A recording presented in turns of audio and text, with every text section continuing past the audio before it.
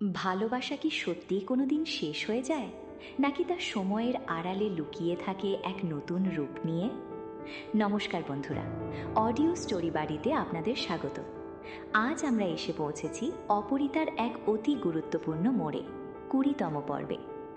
গত পর্বে আমরা দেখেছি কৃষের সেই বুক ফাটা আর্তনাদ আর স্ত্রীর স্মৃতি আঁকড়ে ধরে বেঁচে থাকার মরণপণ লড়াই। কিন্তু ভাগ্যের চাকা বোধ হয় এবার একটু অন্যভাবে ঘুরতে শুরু করেছে। ডক্টর শ্রীজাতর কেবিনে ঐশীর সেই চঞ্চল উপস্থিতি আর কৃষির মনে জেগে ওঠা হাজারো প্রশ্ন, সবটাই কি নিছক কাকতালীয়, নাকি এর আড়ালে লুকিয়ে আছে কোনো অতিপ্রাকৃত সত্য? আজকের পর্বে আপনারা দেখবেন সেই বহু প্রতীক্ষিত মুহূর্ত। ক্যাফেতে যখন মুখোমুখি হবে কৃষ আর ঐশী, তখন কি কৃষ সত্যি ঐশীর চোখের তারায় খুঁজে পাবে তার হারিয়ে যাওয়া স্ত্রীকে? ঐশী কি পারবে কৃষের এই অন্ধকার জীবনটাহীন আবার আলোয় ভরিয়ে দিতে, নাকি শুরু হবে অন্য কোনো নতুন সংঘাত? জানতে হলে মন দিয়ে শুনুন আজকের বিশেষ 20তম পর্ব, অপরিতার নতুন মোড়। ঐশী ছুটতে ছুটতে করিডোর দিয়ে সামনে এগিয়ে আসতে থাকে। বেশ কিছুটা এগিয়ে এসে একজন নার্সকে উদ্বিগ্ন গলায় জিজ্ঞাসা করে, ঐশীর ওই হন্তদন্ত হয়ে করিডোর দিয়ে ছুটে যাওয়া, আর হঠাৎ করে সেই নার্সের সামনে এসে থমকে দাঁড়ানো। কি এমন দেখলেন ঐশী? কেনই বা তার চোখে মুখে আজ ওই অজানা আতঙ্ক? ডক্টর শ্রীজাত যে বিপদের কথা ভেবেছিলেন, তবে কি সেটাই সত্যি হতে চলেছে? আজকের এই 20তম পর্বের এই শেষ দৃশ্যটা কি আপনাদের মনেও হাজারো প্রশ্ন তুলে দিল? ঐশী কি ঠিক সময়ে ক্যাফেতে পৌঁছাতে পারবে, নাকি এই নার্সের কাছে পাওয়া কোনো খবর বদলে দেবে সবার জীবন? আপনাদের কি মনে হয় পরের পর্বে কি হতে চলেছে? যদি আজকের এই পর্বটি আপনাদের ভালো লেগে থাকে, তবে লাইক দিয়ে আমাদের উৎসাহিত করুন। আর হ্যাঁ, ঐশীর এই ছোটাছুটির পেছনের রহস্য কি হতে পারে বলে আপনার মনে হয়, কমেন্ট করে আমাদের জানাতে একদম ভুলবেন না। ডক্টর শ্রীজাত ভৌমিক কোথায়? নার্স সামনে দেখিয়ে বলে, মেরা মন্টু নাড়ু স্যার, সামনে স্যার আছেন, থ্যাঙ্কস। বলেই তাড়াতাড়ি ঐশীর সামনে এগিয়ে যেতে থাকে।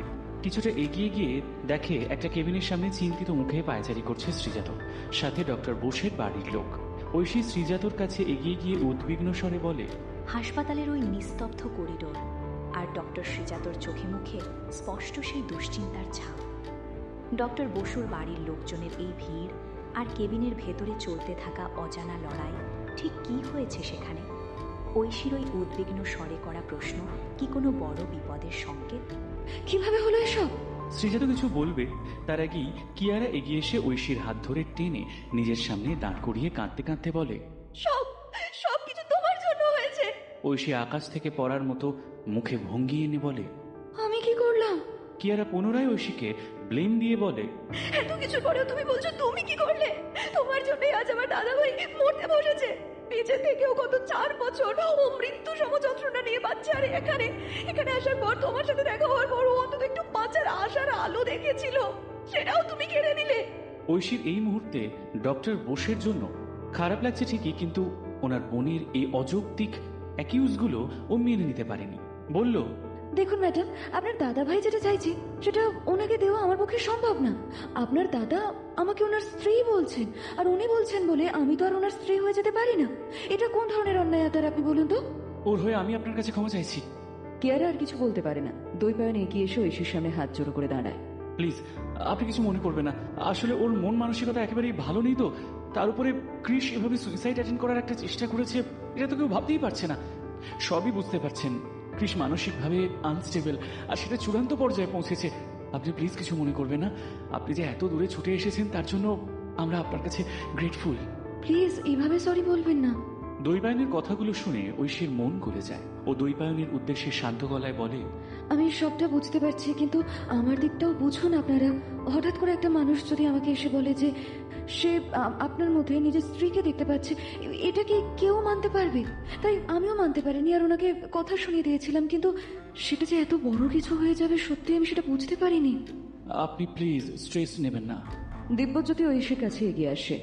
ডক্টর দেখেছেন, সব ঠিক হয়ে যাবে আশা করি। আপনি প্লিজ ওখানে বসুন। ঐশী শ্রীজাতর দিকে তাকালে শ্রীজাত ওকে চোখের ইশারায় বসতে বলে। ঐশী আর কোনো কথা না বাড়িয়ে বসে পড়ে ওই জায়গাটাতে। ডিনার টেবিলে বসে অর্জুন চিকেন কষার ঘ্রাণ নিয়ে বলে ওঠে, কতদিন পর বড় মামির হাতে চিকেন কষা খাবো, ভেবেই না জিভে জল চলে এলো। 3টে বছর তোমাদের ছাড়া যে কিভাবে কেটেছে না, সেটা একমাত্র আমিই জানি। অর্জুনের কথা শুনে কৌস্তব হাসতে হাসতে বলে ওঠে, জীবনে কিছু করতে গেলে নিজের শিকড় উপড়াতে হয় অর্জুন। প্রথম বয়সে ব্যবসাকে আরো বড় করার জন্য আমি আর দাদা কম বাড়ির বাইরে থেকেছি। আমি যাও বা কম দেখেছি, দাদা তো বেনারস থেকে 3 মাস 4 মাস অন্তর বাড়ি ফিরত। পরিশ্রম না করলে ব্যবসায়ী হওয়া যায় না। অর্জুন ধোঁয়া ওঠা গরম ভাতে চিকেন কষা ঢালতে ঢালতে হাসি মুখে বলে ওঠে, সেটা তো জানি ছোট মামা, তাই তো তোমাদের ছেড়ে গিয়েছিলাম। বলছি আজ দাদা ভাইরা তো কই কেউ ফোন করলো না আমাদের? ঠিক বলেছ। অহনা খাবার দিতে দিতে বলল, আমিও তো কে রেখে আমার ঘরের দেওয়াল আলমারির চাবিটা কোথায় রেখেছি সেটা জানার জন্য ফোন করলাম, কিন্তু ফোন ধরলো না, রিসিভ করলো না। মৃণালিনী হাসি মুখে বলল, অত চিন্তার কিছু নেই, সবাই একসাথে আছে, তাই হয়তো ফোন ধরছে না, গল্প করছে। তোমরা কেউ একবার দিব্যজ্যোতি বা দৈবায়নকে ফোন করো না, ওদের ফোন তো সবসময় কাছেই থাকে। আমি করছি। অর্জুন খাওয়া থামিয়ে বলে ওঠে, বলেই ফোনটা বের করে দিব্যজ্যোতির নাম্বারটা ডায়াল করে। বেশ কয়েকবার রিং হওয়ার পর দিব্যজ্যোতি ফোনটা রিসিভ করে চিন্তিত গলায় বলে ওঠে। দিব্যজ্যোতির চিন্তিত গলাটা শুনে অর্জুন একটু গম্ভীর হয়ে যায়। কি হয়েছে দিব্যজ্যোতি? তোমার গলাটা তো টেন্সড শোনাচ্ছে কেন? দিব্যজ্যোতি আগের মতোই বলে ওঠে, আসলে এদিকে অনেক বড় বিপদ হয়ে গেছে অর্জুন। বিপদ? কি বিপদ? সকলের বুকটা ঢিপ ঢিপ করে ওঠে বিপদ শব্দটা শুনে। দিব্যজ্যোতি আগের মতোই বলে, ক্রিস সুইসাইডের চেষ্টা করেছে। অর্জুন নিজের জায়গা ছেড়ে উঠে দাঁড়িয়ে প্রচন্ড রিয়াক্ট করে। কি বলছো তুমি? কখন আর কেন? দিব্যজ্যোতি উদ্বিগ্ন গলায় বলতে শুরু করে, সবটা পরে বলবো, এখন আমি রাখছি। আর বাড়ির সকলকে তুমি একটু দেখে রেখো। দিব্যজ্যোতি ফোন রাখতে বাড়ির সকলে অর্জুনকে ছিঁকে ধরে কি হয়েছে জানার জন্য। অর্জুন উপায় না দেখে সত্যি কথাটাই বলে দেয়। সাথে সাথে মৃণালিনী দেবী কান্নাকাটি শুরু করে দেন। ডক্টর কেবিনের দরজা খুলে বাইরে বেরিয়ে আসতে সকলে ওনার কাছে ছুটে যায়। দিব্যজ্যোতি প্রথম প্রশ্নটা করেন, how is the patient doing now? Doctor, patient এখন কেমন আছে একটু আমাদের বলুন। ডক্টর সিনহা গম্ভীর মুখ করে বললেন, nothing can be shed until 24 hours have passed. 24 ঘন্টা না গেলে তো কিছুই বলতে পারছি না। শ্রীজাত এগিয়ে এসে বলে ওঠে, ఎప్పుడు পরিস্থিতি এলা উন্টি, কন্ডিশন কেমন দেখছেন, কেমন বুঝছেন? ডক্টর সিনহা আগের মতোই গম্ভীর গলায় বললেন, কালামান কেটে কাটো, খুব একটা ভালো না। ডক্টর সিনহা ওখান থেকে বেরিয়ে যান। বাকিরা তেলেগু না বুঝলেও ঐশী সবটা বুঝতে পারে। ঐশীর এবার নিজেকে ভীষণ দোষী মনে হচ্ছে। ঐশী কিছু বলতে যাবে তার আগে অমিও ওখানে এসে উপস্থিত হয় এবং কড়া গলায় ঐশীর উদ্দেশ্যে বলে, তুমি বোধহয় ভুলে গেছো ঐশী, তোমার জীবনের লক্ষ্যটা কি? অমির গলা শুনে ঐশী পাশে চোখ তুলে তাকাতে দেখে অমিও রাগী মুখে দাঁড়িয়ে রয়েছে। ঐশী ভয়ে কিছু বলতে পারে না। অমিও ওর পাশে এসে বলে, তোমাকে কতবার বলেছি পরের ঝামেলায় থাকবে না তুমি, কেন শোনো না আমার কথা? তোমার আম্মা বাড়িতে তোমার জন্য অপেক্ষা করছে, চলো আমার সাথে। বলে ঐশী বা অন্য কাউকে কোনো কথা বলতে না দিয়ে ঐশীর হাত ধরে টানতে টানতে নিয়ে যেতে থাকে সেখান থেকে। ঐশী যেতে যেতে পিছন ফিরে তাকায় আর ভাবে, ডক্টর বসের এই অবস্থার জন্য আমি দায়ী, কিন্তু কিন্তু কি করবো এখন আমি? দেখতে দেখতে করিডোরের বাঁকে মিলিয়ে যায় ঐশী আর অমিয়। পরদিন সকাল হতেই অমিয় গিয়ে পৌঁছায় শ্রীজাতর ফ্ল্যাটে। কলিং বেলে চাপ দিতেই কিছুক্ষণের মধ্যেই শ্রীজাতর পরিচারিকা দরজা খুলে দিয়ে অমিয়কে দেখে হাসি মুখে বলে, আরে অমিয় দাদা বাবু, আসুন আসুন। জয়া সরে দাঁড়াতে অমিয় ভিতরে এসে দেখে শ্রীজাত তখন ট্রেডমিলে দৌড়চ্ছে। সকাল সকাল অমিয়কে নিজের ফ্ল্যাটে দেখে শ্রীজাত একটু অবাক হয়। নিজের গতি কমিয়ে নিয়ে এসে ট্রেডমিল থেকে নেমে এসে টাওয়ালে ঘাম মুছতে থাকে। ঠোঁটের কোণে সদা হাসিটা রেখে বলে ওঠে কথা, ব্যাপার কি, সকাল সকাল আমার বাড়িতে আপনার দেখা? অমিয় নিজের মুখের মধ্যে কোনো রকম কোনো কমনীয় ভাব না ফুটিয়ে দৃঢ় গলায় বলে ওঠে, তোমার সাথে আমার কিছু কথা আছে শ্রীজাত। অমিয়ের এরূপ আচরণ দেখে শ্রীজাত একটু অবাকই হয়। কি কথা যে তোমাকে এত সকালে আমার বাড়ি ছুটে আসতে হয়েছে? অমিয় কোনো রকম ভনিতা ছাড়াই স্ট্রেট কাট বলে ওঠে, ঐশী আর ডক্টর কৃষাণু বোস সম্পর্কে কথা আছে। শ্রীজাত বুঝতে পারে কালকের ব্যাপারটা নিয়েই অমিয় কথা বলতে এসেছে। শ্রীজাত নরম সুরে বলে ওঠে কথা, আচ্ছা কথা বলবো, তার আগে এখানে বসো। জয়া 2 কাপ চা দে তো। বলো কি বলতে চাও? অমিয় ঠিক আগের মতোই বলে ওঠে, তুমি কেন ঐশীকে এসব ঝামেলায় জড়াচ্ছ শ্রীজাত? কথাটা শুনে শ্রীজাত অবাক হয়ে যায়। আমি আমি ঐশীকে ঝামেলায় জড়াচ্ছি? অমিয় নিজের গলায় একটু জোর দেয়, হ্যাঁ জড়াচ্ছ। তুমি কেন মেন্টালি আনস্টেবল ডক্টরের সাথে আমার মেয়ের জীবন জুড়তে চাইছো বলো তো? কেন তুমি ঐশীকে কাল ফোন করে জানালে উনি সুইসাইড অ্যাটেন্ড করেছেন? কেনই বা ওকে পারমিশন দিলে ওনার সাথে ক্যাফেতে যেতে? অমিয়ের দোষারোপে শ্রীজাতির ধৈর্যের সীমা লঙ্ঘন হয়। তাও নিজেকে যতটা সম্ভব সামলে নিয়ে দৃঢ় গলায় বলে ওঠে, দেখো অমিয়, ঐশী একজন অ্যাডাল্ট। ও কার সাথে দেখা করবে বা কোথায় যাবে সেটা সম্পূর্ণ ওর ব্যক্তিগত বিষয়। তুমি পারো না ওর ওপর জোর খাটাতে। অমিয় উত্তেজিত হয়ে নিজের জায়গা ছেড়ে উঠে দাঁড়ায়। আলবাত পারিস শ্রীজাত, ঐশী আমার মেয়ে। ও কি করবে, কোথায় যাবে, কার সাথে দেখা করবে সেটা আমি ঠিক করব, তুমি না। ঐশী অসুস্থ, কোন রকম মানসিক চাপ ওর জন্য কতটা ক্ষতিকারক সেটা নিশ্চয়ই তোমাকে মনে করিয়ে দিতে হবে না? আর তুমি সেই ক্ষতিটাই ওর করতে চাইছো। শ্রীজাত এবার প্রচন্ড বিরক্ত হয়ে নিজের জায়গা ছেড়ে উঠে দাঁড়িয়ে অমিয়ের মুখের ওপর উত্তেজিত গলায় বলে ওঠে, দেখো অমিয়, শুধু শুধু গলার জোর দেখিও না তুমি। তাছাড়া তুমি যে ঐশীকে তোমার মেয়ে করে গলা ফাটাচ্ছ, আর কেউ জানুক বা না জানুক, আমি কিন্তু জানি যে ঐশী তোমার মেয়ে না। তোমার মেয়ে ঐশী 5 বছর আগে মারা গেছে, আর এখন যে আছে সে কিন্তু সম্পূর্ণ একটা অন্য মানুষ। তার পাস্টে আলাদা একটা পরিচয় ছিল, আর সেটা তুমি পুরো পৃথিবীর থেকে লুকিয়ে রাখতে চাইছো, যার কারণে তুমি আমাকে এভাবে অ্যাকিউজ করছো। উত্তেজনায় এতগুলো কথা বলে ফেললেও পর মুহূর্তে অমিয়ের মুখটা দেখে শ্রীজাতুর বুকটা ধক করে ওঠে। ইতিমধ্যে অমিয়ের মাথা নিচু হয়ে গেছে। নিজের গিল্ট থেকে শ্রীজাতুর সাথে সাথে অমিয়ের হাত দুটো ধরে আকুতি করে বলে ওঠে, সরি অমিয়, আমি কিন্তু তোমার ক্ষতে আঘাত দিতে চাইনি।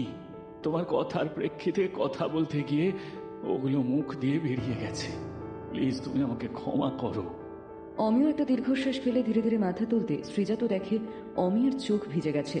অমিয় শ্রীজাতুর হাতের ভিতর থেকে নিজের হাত সরিয়ে নিয়ে 2 কদম এগিয়ে গিয়ে চোখের জলটা মুছে শ্রীজাতুর দিকে পিঠ করে দৃঢ় গলায় বলে, তোমার কাছে এগুলো সত্যি হলেও আমি মনে করি এখন আমি যাকে আমার মেয়ে বলছি সেই আমার হারিয়ে যাওয়া ঐশী, আর ওর ভালোর জন্য আমাকে যা করতে হয় আমি সেটাই করব।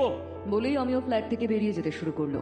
এদিকে শ্রীজাত অমিয়ের যাওয়ার দিকে তাকিয়ে মনে মনে ভাবে, সবকিছু এতটা সহজ নয় অমিয়।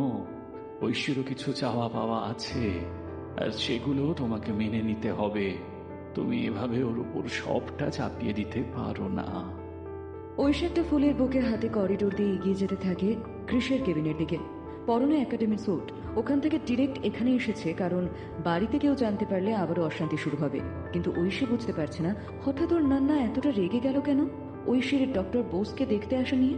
কিন্তু অমিয় যতই বলুক ঐশীর তো একটা গিল্ট ফিল আছে। ওর বারবার মনে হচ্ছে ওর কথাগুলো শুনেই ডক্টর বোস এমন একটা সিদ্ধান্ত নিয়েছেন।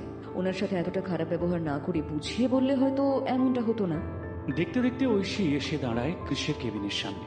ঐশী যেহেতু ডক্টর চক্রবর্তীর মেয়ে, তাই ভিজিটিং আওয়ার ছাড়াও দেখা করার পারমিশন আদায় করতে পেরেছে। ঐশী একটা বড় শ্বাস টেনে কেবিনের দরজাটা ঠেলে ভিতরে পৌঁছয়। ভিতরে গিয়ে ঐশী দেখে ডক্টর বোস এখন চোখ বন্ধ করে শুয়ে আছেন। ঐশী ধীরে সুস্থে ফুলের বুকেটা বেডের পাশে টেবিলটায় রেখে দিল এবং পাশের চেয়ারে বসল। ঐশীর উপস্থিতি এখনো টের পায়নি কৃষ। ঐশী কি করবে বুঝতে পারে না। পর মুহূর্তে দেখে ডক্টর বোসের হাতটা বেডের পাশে রাখা। ঐশী আর কিছু না ভেবে হাতের উপর হাত রেখে ধীর স্বরে বলে, কেমন আছেন এখন? সাথে সাথে কৃষ চোখ খুলে পাশে তাকিয়ে দেখে ঐশী বসে আছে। হঠাৎ ওর ঠোঁটের কোণে এক আনন্দের হাসি খেলে যায়, কিন্তু পর মুহূর্তেই সেটা বিলীন হয়ে যায় আর চোখের কোণে এক রাশ অভিমান জমে যায়। কৃষ মুখটা ফিরিয়ে নিতে শুরু করতে ঐশী আগের মতোই বলে, আমি জানি আপনি হয়তো আমার সাথে কথা বলতে চান না, কিন্তু আমার কিছু বলার ছিল। আসলে ডক্টর বোস, আমি কাল ভীষণ উত্তেজিত হয়ে পড়েছিলাম আপনার কথাগুলো শুনে, তাই আপনাকে কথা শুনিয়ে দিয়েছি। আচ্ছা, আপনি বলুন না, একটা মানুষ যদি আপনার আইডেন্টিটি নিয়ে প্রশ্ন তোলে তাহলে রাগ হওয়াটা কি স্বাভাবিক না? কৃষ পুনরায় ধীরে ধীরে ঐশীর মুখের দিকে তাকায়। ঐশী আবারও বলতে শুরু করে, আমি কোনো দোষ করেছি বলে আমার তো মনে হয় না, কিন্তু আমার কথায় যদি আপনার খারাপ লেগে থাকে তাহলে প্লিজ আমাকে ক্ষমা করবেন। আমি ইচ্ছে করে কিন্তু আপনাকে কষ্ট দিতে চাইনি। ঐশী কথাগুলো বলে চুপ করে থাকলে কৃষ অভিমানী সুরে কথা বলে ওঠে, তবে এখন এখানে কেন এসেছেন? আপনাকে দেখতে। ঐশী সাথে সাথে উত্তর দেয়, আপনাকে এভাবে দেখতে কিন্তু আমার একদমই ভালো লাগছে না। আপনি খুব তাড়াতাড়ি সুস্থ হয়ে যান, এটাই আমি চাই। কৃষের চোখে নীরব অভিমান দেখা দেয়। কৃষ গম্ভীর গলায় কথা বলে ওঠে, আর কিছু বলবেন? না, ঐশী মাথা নাড়ে, এটুকুই বলার ছিল। তবে আপনি আসতে পারেন। কৃষের এই কথাটা ঐশীর মনে লাগে। অজান্তে কেমন একটা ব্যথা লাগে বুকের বাম পাশে। ঐশী আর কিছু না বলে ধীরে ধীরে উঠে দাঁড়ায়। কয়েক পা এগিয়ে গিয়ে পুনরায় পিছন ফিরে তাকায়, দেখে কৃষ ওর দিক থেকে মুখ ফিরিয়ে আছে। ঐশী শুকনো মুখে কেবিনের দরজা খুলে বাইরে বেরিয়ে যেতে শুরু করে। ঐশী বেরিয়ে যেতে কৃষ দরজার দিকে তাকায়। কৃষের দুই চোখের কোণ বেয়ে জল গড়িয়ে পড়ে। কৃষের খবরটা শোনার পর মৃণালিনী আর শান্ত হয়ে বাড়িতে বসে থাকতে পারেনি। ছুটে এসেছে অর্জুনকে সাথে নিয়ে কলকাতা থেকে হায়দ্রাবাদ। আজ কৃষকে হসপিটাল থেকে ডিসচার্জ করা হবে, তাই সকলেই হসপিটালে উপস্থিত। মৃণালিনী কান্না ভেজা গলায় কৃষের মাথায় হাত বোলাতে বোলাতে বলে, কেন কেন করলি তুই এটা কৃষ? একবার আমাদের কথা তুই ভাবলি না? একবারও না? ভাবলি না তুই চলে গেলে তোর বুড়ো বাবা মাটার কি হবে? সরি মা। কৃষ মৃণালিনীর হাতটা ধরে ধীর গলায় বলে, আমি অনেক বড় ভুল করে ফেলেছি। আমি আবেগের বশে এমন একটা কাজ করে ফেলেছি, আর কখনো আমি এমন কোনো পদক্ষেপ নেব না। I am sorry. মৃণালিনী কৃষের গায়ে হাত বুলিয়ে কপালে ঠোঁট ছোঁয়ায়। কৃষ মৃণালিনীকে জড়িয়ে ধরে। মা ছেলের এই আবেগঘন মুহূর্ত দেখে রুমে উপস্থিত সকলের চোখে জল চলে আসে। দিব্যজ্যোতি কেবিনের দরজাটা খুলে ভেতরে এসে হাসি মুখে কথা বলে ওঠে, ডিসচার্জ পেপার পেয়ে গেছি, এবার আমরা কৃষকে নিয়ে ফিরতে পারি। কথাটা শুনে সকলেই ভীষণ খুশি হয়। কিয়ারা আর অর্জুন হাতে হাতে জিনিসপত্রগুলো গোছাতে থাকে। কৃষরা কেবিন থেকে বেরিয়ে লিফটের দিকে এগিয়ে যেতে থাকে। এদিকে ঐশী অন্য পাশে লিফট করে 4th ফ্লোরে উঠে আসে। করিডোর দিয়ে সামনে এগিয়ে যেতে থাকে কৃষের কেবিনের দিকে। হাসি মুখে কেবিনের দরজা খুলে ভিতরে যেতে দেখে সেখানে ডক্টর বোস নেই। তার পরিবর্তে হসপিটাল স্টাফ রুম ক্লিন করছে। ঐশীর সাথে সাথে বাইরে বেরিয়ে আসতে দেখে একজন নার্স সামনে দিয়ে যাচ্ছে। ঐশী তাকে জিজ্ঞাসা করে, Dr. Bose was in this room. Where did he go? Nurse উত্তর দেয়, Dr. Bose was discharged today. Just now they left here. Thank you. মুখে থ্যাংক ইউ বলে তারপর মনে মনে ঐশী ভাবে, আমাকে ডক্টর বোসের সাথে একবার দেখা করতেই হবে। এটা ভেবেই ঐশী লিফটের দিকে ছুটে যায়। লিফটে উঠে গ্রাউন্ড ফ্লোরের বাটনে প্রেস করে। অমিয় নিজের ঘরের আরাম কেদারাটায় গা এলিয়ে চোখের উপর হাত রেখে বসে আছে। ইন্দিরা চায়ের কাপ হাতে ঘরে এসে অমিয়কে এভাবে বসে থাকতে দেখে ওর কপালে চিন্তার ভাঁজ পড়ে। টেবিলের ওপর চায়ের কাপটা নামিয়ে রেখে এগিয়ে যায় অমিয়র দিকে। কাঁধে হাত রেখে শান্ত গলায় বলে, কি হয়েছে তোমার? আর এত সকালে কোথায় গিয়েছিলে? "আহ, অমিয় চোখের ওপর থেকে হাত সরিয়ে ভারী গলায় বলে, সৃজা তোর বাড়ি। কি? ইন্দিরা অবাক হয়ে প্রশ্ন করে, সৃজা তোর বাড়ি? এত সকালে হঠাৎ? হ্যাঁ, অমিয় আগের মতোই টোনে বলতে থাকে, কিছু বোঝাপড়া করতে। বোঝাপড়া? ইন্দিরার কথাটা শুনে এবার সত্যি কেমন একটা লাগে। ও অমিয়ের সামনে বিছানায় বসে চোখে চোখ রেখে কথা বলে। ঘুরিয়ে পেঁচিয়ে কথা না বলে যেটা বলতে চাও সেটা সোজাসুজি বলো আমাকে অমিয়। ওই ডক্টর বোসের সাথে ঐশীর মেলামেশাটা আমার ঠিক পছন্দ হচ্ছে না। কঠিন গলায় কথা বলতে থাকে অমিয়। আমি চাই না ও ডক্টর বোসের সাথে মেলামেশা করুক বা যোগাযোগ রাখুক। আমি সৃজা তোকে এটাই বলতে গিয়েছিলাম। ও যেন ঐশীর মাথায় ডক্টর বোসের ভূতটা না ঢোকায়। ডক্টর বোস ওনার পেশেন্ট, ও ওনার চিকিৎসা করুক, কোনো সমস্যা নেই, কিন্তু ওনার সুস্থতার জন্য যেন আমার মেয়েকে ব্যবহার না করা হয়। কথাগুলো বলতে বলতে আমিও চেয়ার ছেড়ে উঠে দাঁড়ায়। ইন্দিরাও সাথে সাথে নিজের জায়গা ছেড়ে উঠে দাঁড়িয়ে একরাশ বিরক্তি নিয়ে বলে, তুমি আবার ঐশীর ওপর সবটা চাপিয়ে দিতে চাইছো? ঐশীর যথেষ্ট বয়স হয়েছে, নিজের ভালো মন্দ বোঝার ক্ষমতা ওর আছে। ও নিজের ভালোটা বোঝে, ওকে এভাবে আটকানোর চেষ্টা তুমি করো না অমিয়। আমি জানি ইন্দিরা। ইন্দিরার কথায় অমিয় রেগে যায়। ঐশীর জন্য কোনটা ভালো কোনটা মন্দ সেটা আমি খুব ভালোভাবেই জানি। আমাকে বোঝাতে এসো না তুমি সেটা। না, তুমি বোঝো না। ইন্দিরা গলা চড়িয়ে কথা বলতে শুরু করে। কোনটা ঐশীর জন্য ভালো আর কোনটা মন্দ তুমি সেটা বোঝো না। যদি তুমি বুঝতে তবে আমার মেয়েটা আজ আমার সাথে থাকতো। ইন্দিরা! ইন্দিরার কথায় ব্যথিত নয়নে অমিয় তাকায় ওর দিকে। ইন্দিরা দৃঢ় স্বরে পুনরায় বলে, যা বলছি একদম ঠিক বলছি অমিয়। তুমি ঐশীর ওপর একদম নিজের মতামত চাপিয়ে দেবে না। ঐশীর যেটা ভালো লাগে সেটা ওকে করতে দাও। আর এটাই আমার তোমার কাছে চাওয়া। আশা করি আমার এটুকু চাওয়া তুমি পূরণ করবে। চাটা ঠান্ডা হয়ে যাচ্ছে, খেয়ে নাও। এই বলে ইন্দিরা ঘর থেকে বেরিয়ে যায়। অমিয় দীর্ঘশ্বাস ফেলে বিছানায় বসে পড়ে। এক বুক ফাটা বেদনা অমিয়কে গ্রাস করে। লিফট থেকে নেমে ঐশী দৌড়তে শুরু করে। বেশ কিছুটা দৌড়ে এসে দেখে সামনে এগিয়ে যাচ্ছে ডক্টর বোস, আর তার পরিবার রয়েছে সাথে। ঐশী চিৎকার করে ডাকে, ডক্টর বোস! সাথে সাথে কৃষের পা থমকে দাঁড়িয়ে যায়, আর ওর সাথে সাথে বাকিদেরও। মৃণালিনীর মুখ থেকে অস্ফুটে বেরিয়ে আসে, শ্রী। সকলে পিছন ফিরে তাকাতে দেখে ঐশী ছুটতে ছুটতে ওদের দিকে এগিয়ে আসছে। একদম কৃষের সামনে এসে দাঁড়িয়ে হাঁপাতে হাঁপাতে বলে, I'm sorry, Dr. Bose. Mrinalini অবাক চোখে ঐশীকে পা থেকে মাথা পর্যন্ত দেখতে থাকে। ঐশীর এরকম অবস্থা দেখে কৃষ বেশ অবাক হয়ে যায়। আপনি এখানে? আপনার সাথে দেখা করতে এসেছিলাম। ঐশী নিজের ব্যাগ থেকে কিছু একটা বার করতে করতে বলে, কিন্তু আপনার কেবিনে গিয়ে দেখি আপনি ওখানে নেই। একজন নার্সের কাছ থেকে জানলাম আজ আপনার ডিসচার্জ হয়ে গেছে আর আপনি এক্ষুনি বেরিয়ে যাচ্ছেন। তাই ছুটে ছুটে এলাম আপনাকে এটা দেবো বলে। বলি ঐশী একটা কার্ড আর একটা ছোট্ট গিফট পেপার মোড়া বক্স এগিয়ে দেয় ক্রিসের দিকে। ক্রিস সেটার দিকে একবার তাকিয়ে পুনরায় ঐশীর দিকে তাকায়। ক্রিস কিছু বলবে তার আগে ঐশী ওর স্বভাব সিদ্ধ মিষ্টি ভাবটাতে বলে, জানি আপনি এটাই বলবেন।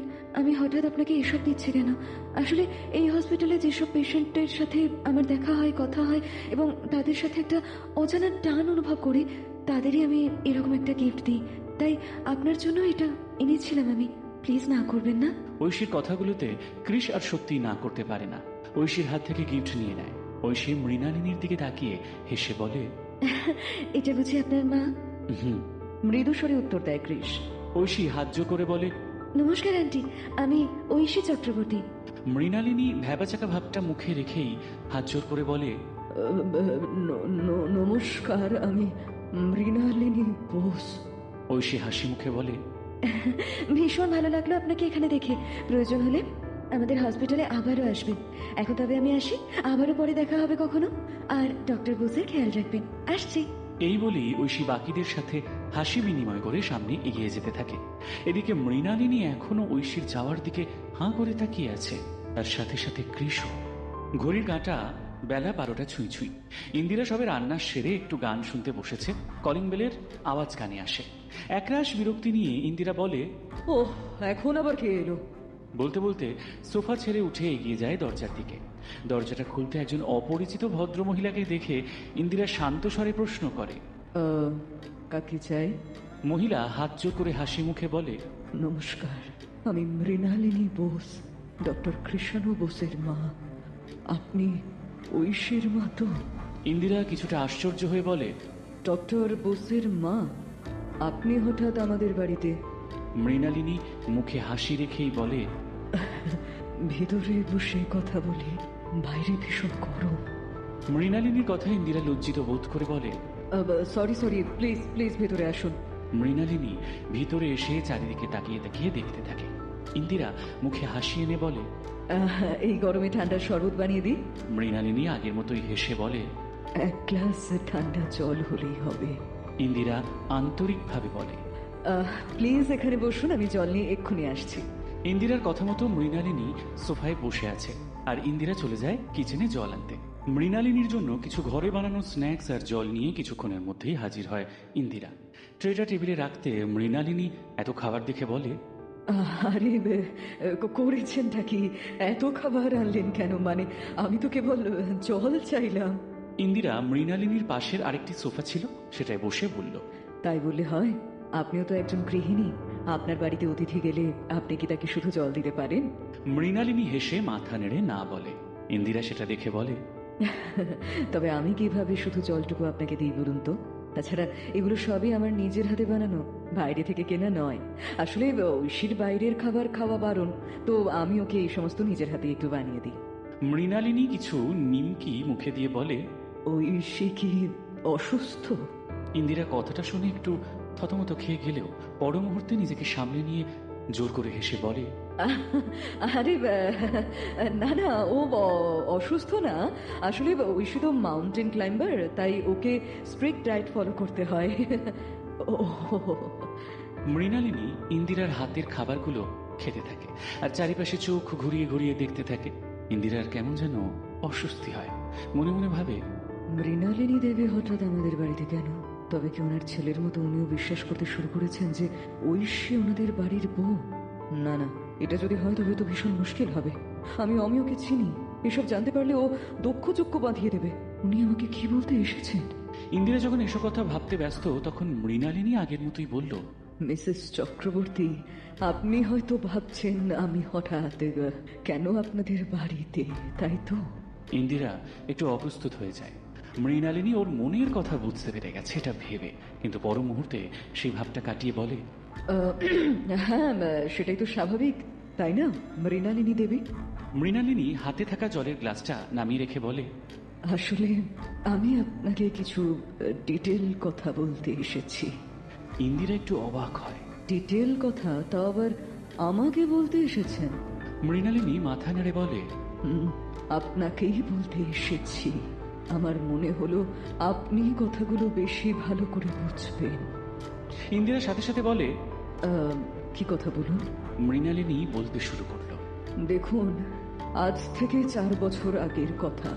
আমার ছেলে, ছেলের বউ এবং আমাদের পরিবারের আর কিছুজন মিলে গ্যাংটক বেড়াতে যায়, আর সেখানে গিয়ে মৃণালিনী ভেঙে চড়ে সব কথা বলতে থাকে ইন্দিরাকে, আর ইন্দিরাও সব কথা মন দিয়ে শুনতে শুরু করে। মৃণালিনীর মুখে সবটা শুনে ইন্দিরার সারা শরীরে অজানা ভয়ে শিহরণ খেলে যায়। ইন্দিরা ভীত কণ্ঠে প্রশ্ন করে, আপনার বৌমার সাথে কবে হয়েছিল এই ঘটনাটা? মৃণালিনী ধীর গলায় বলে, 18th মে। শেষ কথাটা শুনে ইন্দিরা আর স্থির থাকতে পারে না। নিজের জায়গা ছেড়ে উঠে দাঁড়িয়ে ভয়ার্ত ভাবটা চাপা দেওয়ার চেষ্টা করে বলে, এসব কথা হঠাৎ আপনি আমাকে শোনাতে এসেছেন কেন? মৃণালিনী নিজের জায়গা ছেড়ে উঠে দাঁড়িয়ে বলে, আপনিও তো একজন মা, আপনি বুঝতে পারবেন একজন সন্তান হারানোর কি ব্যথা। মৃণালিনীর কথায় ইন্দিরা মনে মনে ভাবে, সেটা আমার চেয়ে আর কেউ ভালো বুঝবে না, কিন্তু আপনাকে তো আমি সে কথা প্রকাশ করতে পারবো না। মৃণালিনী পুনরায় ইন্দিরার কাছে এগিয়ে গিয়ে আকুতি করে বলে, সত্যি করে বলুন না, বলুন না মিসেস চক্রবর্তী, ওই ঐশী কি আপনাদের মেয়ে? ইন্দিরা বিরক্ত হয়ে বলে, এটা কোন ধরনের কথা? ঐশী আমাদের মেয়ে নয় তো কে? মৃণালিনী আগের মতোই বলে, আমার ছেলের আর আমার বারবার মনে হচ্ছে যে ও আমাদের স্ত্রী। ইন্দিরা প্রচন্ড রিয়াক্ট করে বলে, কি আবল তাবল বলছেন বলুন তো? সেই তখন থেকে আপনি, আপনার মনে হচ্ছে তো আমি কি করব? প্রমাণ চাই, তাই না? হ্যাঁ, প্রমাণ চাই তো আপনার। দাঁড়ান। এই বলে ইন্দিরা ভিতরের ঘরের দিকে এগিয়ে যায়। কিছুক্ষণ পর ফিরে আসে একগুচ্ছ অ্যালবাম নিয়ে। মৃণালিনীর সামনে অ্যালবামগুলো তুলে ধরে। এই দেখুন, দেখুন না, দেখুন, এই দেখুন, এটা ঐশীর জন্মের ছবি, এটা ওর অন্নপ্রাশনের, আর এটা স্কুলের প্রথম দিন। এভাবে গড়গড় করে একটা একটা ছবি দেখিয়ে বলতে থাকে ইন্দিরা। সবটা দেখে বুঝে মৃণালিনী হাল ছেড়ে হাত জোর করে বলে, আপনার সময় নষ্ট করার জন্য ক্ষমা করবেন, আমি আজ আসি। ভালো থাকবেন আপনারা। মৃণালিনী মাথা নিচু করে বাড়ি থেকে বেরিয়ে যাচ্ছিল। হঠাৎ ওর চোখ যায় দেওয়ালে টাঙানো একটা অনেক বড় ঐশীর ছবির দিকে। ছবিটা ভালো করে দেখে মৃণালিনী। সামনে থেকে দেখা ঐশী আর ছবির এই ঐশীর মধ্যে কোথাও একটা অমিল আছে, কিন্তু সেটা কি? মৃণালিনীকে ওভাবে ছবিটা দেখতে দেখে ইন্দিরা মনে মনে ভাবে, ইনি আবার দাঁড়িয়ে গেলেন কেন? মৃণালিনী ছবিটা দেখে আনমনে সামনে এগিয়ে যেতে ওর ধাক্কা হয় ঐশীর সাথে। মৃণালিনীকে দেখে ঐশী অবাক হয়ে বলে, আরে আন্টি, আপনি এখানে? মৃণালিনী মৃদু হেসে বলে, তোমার মায়ের সাথে একটু দরকার ছিল। ঐশীর কথাটা কেমন যেন কানে লাগে। ওর মায়ের সাথে দরকার? একজন অপরিচিত মহিলার সাথে কিসের দরকার? এসব প্রশ্নই কিলবিল করছিল ঐশীর মাথায়। হঠাৎ ইন্দিরা আর ঐশীকে চমকে মৃণালিনী প্রশ্ন করে, আচ্ছা, তোমার ঠোঁটের ডান দিকে ওপরের দৃশ্যমান কালো তিলটা, মানে ওই ছোট্ট কালো তিলটা কোথায় ঐশী? কথাটা শুনে ইন্দিরা মনে মনে ভয় পেলেও ঐশী নির্ভীকভাবে বলে, আসলে 4 বছর আগে আমার একটা অ্যাক্সিডেন্ট হয়, আর তাতে আমার মুখের একটা পাশ ক্ষতবিক্ষত হয়ে যায়, যেটা প্লাস্টিক সার্জারির মাধ্যমে পুনরায় ঠিক করা হয়। কথাটা শোনা মাত্র মৃণালিনীর ঠোঁটের কোণে হাসি ফুটে ওঠে। ও যেন কিছু একটা ক্লু পেয়ে যায়। হাসি মুখে ঐশীর উদ্দেশ্যে বলে, আজ আসি, পরে কোনো একদিন আবার আসবো। এই বলে মৃণালিনী বাড়ির বাইরে চলে যায়। আর এদিকে ঐশী আর ইন্দিরা কিছু না বুঝে চুপ করে দাঁড়িয়ে থাকে। রাতে আমিও হসপিটাল থেকে বাড়ি ফিরে আসতে ইন্দিরা ওর পায়ে পায়ে ঘরে উপস্থিত হয়। ইন্দিরাকে এই সময় এভাবে ঘরে আসতে দেখে আমি একটু অবাক হয়। কি ব্যাপার, তুমি এই সময় এ ঘরে? তোমার তো এখন ঐশীর ঘরে থাকার কথা। ইন্দিরা শুকনো মুখে বিছানায় বসে পড়ে। অমিয়র এবার চিন্তা হতে শুরু করে ইন্দিরাকে দেখে। ইন্দিরার পাশে বসে শান্ত গলায় অমিয় জিজ্ঞেস করে, কি হয়েছে ইন্দিরা, তোমার মুখটা এরকম লাগছে কেন? অমিয়ের শান্ত কণ্ঠস্বরে ইন্দিরা আর নিজেকে আটকে রাখতে পারে না। ডুকরে কেঁদে ওঠে অমিয়কে জড়িয়ে ধরে। ইন্দিরার এমন আচরণে অমিয়ের চিন্তাটা দ্বিগুণ হয়ে যায়। অমিয় ইন্দিরার পিঠে হাত রেখে পুনরায় শান্ত গলায় জিজ্ঞেস করে, এভাবে কাঁদছো কেন ইন্দিরা? কি হয়েছে বলবে তো? ইন্দিরা কান্না জড়ানো গলায় বলে, আমার মনে হয় আবারও আমরা ঐশীকে হারিয়ে ফেলবো। আমিও আবারও সেই সময় আমাদের ফিরে আসতে চলেছে, যেখানে আমরা দুজন আর ঐশীকে কাছে পাবো না। কি করেছো তুমি? অমিয় বিদ্যুৎ পৃষ্ঠের মতো ইন্দিরাকে ছেড়ে উঠে বসে। ইন্দিরা, কাকে কি বলে দিয়েছো তুমি? আমি কাউকে কিচ্ছু বলিনি আমিও। ইন্দিরা কাঁদতে কাঁদতে কথা বলতে থাকে। আজ দুপুরে ডক্টর বোসের মা এসেছিলেন আমাদের বাড়িতে। উনি ওনার বৌমার অ্যাক্সিডেন্ট সম্পর্কে সব তথ্য আমাকে জানিয়েছেন, আর তাতে এটা স্পষ্ট আমাদের ঐশী ওনাদের স্ত্রী। কি? আমিও ইন্দিরাকে জেরা করে বলে ওঠে, তুমি কি সেটা বলে দিয়েছো নাকি ওনাকে? না না, আমি কিচ্ছু বলিনি, কিন্তু উনি অনেক রকম ভাবে আমার থেকে কথা আদায় করতে চাইছিলেন। আমি চুপ করেছিলাম। এমনকি ছোট থেকে ঐশীর বড় হওয়া পর্যন্ত সব ছবি ওনাকে দেখাতে উনি দমেও গিয়েছিলেন, কিন্তু শেষে। ইন্দিরা থেমে যায়। আমিও উদ্বিগ্ন গলায় জিজ্ঞেস করে, কিন্তু শেষে কি ইন্দিরা? শেষে ঐশী ওনাকে জানিয়ে দেয় ওর 4 বছর আগে একটা অ্যাক্সিডেন্ট হওয়ার জন্য প্লাস্টিক সার্জারি হয়। আর সেটা শুনে আশা করি মৃণালিনী দেবী স্পষ্ট বুঝতে পেরেছেন আমরা মিথ্যে কথা বলছি। না, এটা দিয়ে কিছু প্রমাণ করা যাবে না। আমিও দৃঢ় গলায় বলে ওঠে, 4 বছর আগে কি অন্য কারো অ্যাক্সিডেন্ট হতে পারে না নাকি? তাছাড়া এখানে তো কেউ জানে না আমরা ঐশীকে গ্যাংটক থেকে পেয়েছিলাম। সকলে জানে ঐশীর অ্যাক্সিডেন্ট হয়েছিল ইউকেতে। চিকিৎসাও তো এখানকার হসপিটালে হয়নি, সবটাই হয়েছে বাইরে। তার মানে কোনো প্রমাণ নেই এখানে। তুমি নিশ্চিন্তে থাকো, আমি সবটা ম্যানেজ করে নেবো। আর দরকার পড়লে কয়েক মাসের জন্য আমি ঐশীকে দেশের বাইরে পাঠিয়ে দেবো। ইন্দিরা আর কিছু বলতে না পেরে চুপ করে থাকে। অমিও নিজের মধ্যে প্ল্যান সাজায় কিভাবে সে তাদের মেয়ে ঐশীকে নিজেদের কাছে রাখবে। মাঝে কেটে গেছে গোটা একটা দিন। পরদিন পূব আকাশে লাল রং ধরতেই ইন্দিরা ঐশীকে ডাকতে শুরু করে। ঐশী ঘুম জড়ানো গলায় বলে, আম্মা আর একটু ঘুমাতে দাও। ইন্দিরা ঐশীর কোনো কথা কানে না তুলে ঐশীকে ঘুম থেকে উঠতে জোর করে। ঐশী ঘুম জড়ানো চোখে বিছানায় উঠে বসলে ইন্দিরা বলে, সকাল 7টায় আমাদের ইউকে ফ্লাইট, আর ঘুমালে চলে? ঐশী আকাশ থেকে পড়ার মতো করে বলে, ইউকে ফ্লাইট মানে? কখন ঠিক হলো আমাদের ইউকে যাওয়ার কথা? ইন্দিরা আলমারি থেকে ঐশীর জামা বার করতে করতে বলে, গতকাল তোর নান্না সব ঠিক করেছে। অনেকদিন থেকেই তোর মনি বলছিল যাওয়ার জন্য, আমরা না করছিলাম, কিন্তু এখন ভাবলাম সকলে গিয়ে একবার ঘুরিয়ে আসি। ঐশী যেন কিছুই বুঝে উঠতে পারে না। হঠাৎ এই সিদ্ধান্ত কেন নিল ওর নান্না আর আম্মা? ঐশী শেষবারের মতো বলে, কিন্তু আম্মা আমার প্র্যাকটিসের কি হবে? ইন্দিরা হাসি মুখে বলে, ওসব নিয়ে চিন্তা করিস না, তোর নান্না সব দেখে নিয়েছে। তুই এখন তাড়াতাড়ি রেডি হয়ে নে তো। ঐশী ওর আম্মার উপর আর কিছু বলতে পারে না। ফ্রেশ হতে চলে যায় ওয়াশরুম। ইন্দিরা একটা দীর্ঘশ্বাস ফেলে। অমিয়দের গাড়ি নিজের গতিতে ছুটে চলেছে এয়ারপোর্টের দিকে। গাড়ির মধ্যে অসম্ভব নিস্তব্ধতা। অমিয়, ইন্দিরা, ঐশী কারো মুখে কোনো কথা নেই। সকলে একদম চুপ। আর তাদের এই নীরবতাতে গাড়ির মধ্যে এক ভারী বাতাসের সৃষ্টি হয়েছে। জানলার বাইরে চোখ রেখে ঐশী মনে মনে ভাবে, নান্না আর আম্মাকে এতটা অস্বাভাবিক লাগছে কেন আমার? ওরা কি কোনো কিছু নিয়ে টেনশনে আছে? মনি তো আগেও বহুবার বলেছে ওদের বাড়ি যাওয়ার জন্য, কিন্তু নান্না সবসময় সেটা এড়িয়ে গেছে কাজের অজুহাত দিয়ে। আর আজ সেই নান্না নিজে থেকে আমাদের সকলকে নিয়ে মনির বাড়ি যাচ্ছে। না, কিছুতেই আমি হিসাবটা মেলাতে পারছি না। এর পিছনে অন্য কোনো কারণ নেই তো? অমিয় তখন কাঁচের বাইরে দিয়ে শহরটাকে দেখছে। স্বচ্ছ কাঁচ ভেদ করে শহরটাকে দেখতে দেখতে মনে মনে ভাবে অমিয়, তুই আমাদের মেয়ে ঐশী, তোকে আমরা কারো হাতে তুলে দেব না। তার জন্য যদি আমাকে দেশ ছাড়তে হয় তাতেও আমি রাজি। কিন্তু 5 বছর আগে যে দিন আমরা কাটিয়েছি সেদিন আমি বা ইন্দিরা কেউই কাটাতে পারবো না। তাই আমরা তোকে মিথ্যে বলে ইউকে নিয়ে যাচ্ছি। কারো ক্ষমতা নেই তোকে আমাদের থেকে কেড়ে নেওয়ার। অমিয়ের চোখে অসম্ভব জেদ। মাঝে মাঝে ইন্দিরার চোখ জলে ভিজে যাচ্ছে। সকলের অলক্ষ্যে কায়দা করে চোখের জল মুছে নিতে নিতে ভাবে, আমরা কি এটা ঠিক করছি? নিজের সাথে মেয়েটাকে এত দূরে নিয়ে চলে যাচ্ছি। এরপর যদি কখনো ঐশীর সবটা মনে পড়ে, ওকে আমাদের ক্ষমা করতে পারবে মেনে নিতে যেটা আমরা ওর সাথে এখন করছি, যেটা করে এসেছি? আমরা হয়তো অনেক বড় পাপ করছি। চাপা কান্না এসে জড়ো হয় ইন্দিরার বুকে। ডক্টর শ্রীজাতর বাড়ি থেকে সব সত্যিটা জেনে দ্রুত গতিতে বাড়ির বাইরে বেরিয়ে আসে কৃষেরা। কৃষ ভীষণ উত্তেজিত। গাড়ি দ্রুত গতিতে ছুটতে শুরু করেছে ডক্টর অমিয়র বাড়ির উদ্দেশ্যে। কৃষ এক বুক আশা নিয়ে মৃণালিনীকে বলে, আমরা স্ত্রীকে পাবো তো মা? কেন পাবো না? মৃণালিনী কৃষের হাত দুটো ধরে চাপা স্বরে বলে, আমাদের দুঃখের দিন শেষ কৃষ, এবার আমাদের সুখের দিন শুরু হয়েছে। আমাদের পরিবারটা আবারও সম্পূর্ণ হয়ে যাবে। কৃষের চোখে আশার আলো, মৃণালিনীর মুখে সত্য উদ্ঘাটনের শান্তি। কিয়ারা আবেগপ্রবণ স্বরে বলে, আমি তো এখনো ভাবতে পারছি না যে আমরা সত্যি সত্যি স্ত্রীকে পেয়েছি। ওই ঐশী আমাদের স্ত্রী। কিন্তু ওর বাবা মা কি আমাদের সাথে ওকে যেতে দেবে? কেন যেতে দেবে না? সাথে সাথে দৈবায়ন কথা বলে ওঠে। আমাদের কাছে প্রমাণ আছে যে ওদের ঐশী আমাদের স্ত্রী। তবে কিসের বাধা? হ্যাঁ, কিসের বাধা এত?